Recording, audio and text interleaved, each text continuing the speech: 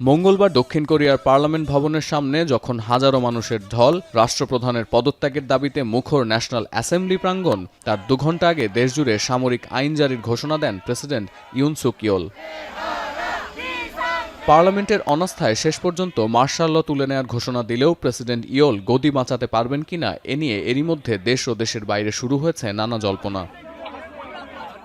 বিরোধীরা রাষ্ট্রবিরোধী কর্মকাণ্ডে জড়িত, উত্তর কোরিয়ার স্বার্থ রক্ষায় কাজ করছেন পার্লামেন্ট সদস্যরা, কিংবা দেশের গণতন্ত্র রক্ষায় সামরিক আইন জারির কোনো বিকল্প নেই। প্রেসিডেন্ট ইউন সুক ইয়োলের এ ধরনের ব্যাখ্যায় সন্তুষ্ট হতে পারছেন না দক্ষিণ কোরিয়ার সাধারণ মানুষ। প্রবীণ থেকে তরুণ কোনো প্রজন্মের কাছেই পরিষ্কার নয় সামরিক আইন জারির প্রয়োজনীয়তা তৈরি হয়েছিল ঠিক কী কারণে।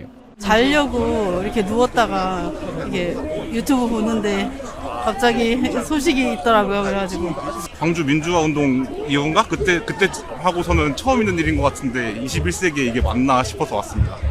শুধু জনগণের জন্য নয়, দক্ষিণ কোরীয় প্রেসিডেন্টের এমন হঠকারী সিদ্ধান্ত অপ্রত্যাশিত ছিল ঘনিষ্ঠ মিত্র যুক্তরাষ্ট্রের জন্য।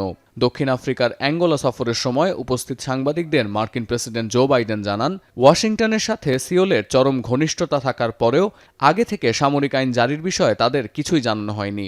যদিও হোয়াইট হাউসের বরাতে মার্কিন গণমাধ্যম বলছে, প্রেসিডেন্ট ইয়োল মার্শাল ল জারির ঘোষণা দেওয়ার পর থেকে পুরো বিষয়টি নিবিড়ভাবে পর্যবেক্ষণ করছে ওয়াশিংটন। সিওলের আচরণে গভীর উদ্বেগ জানিয়েছে মস্কো।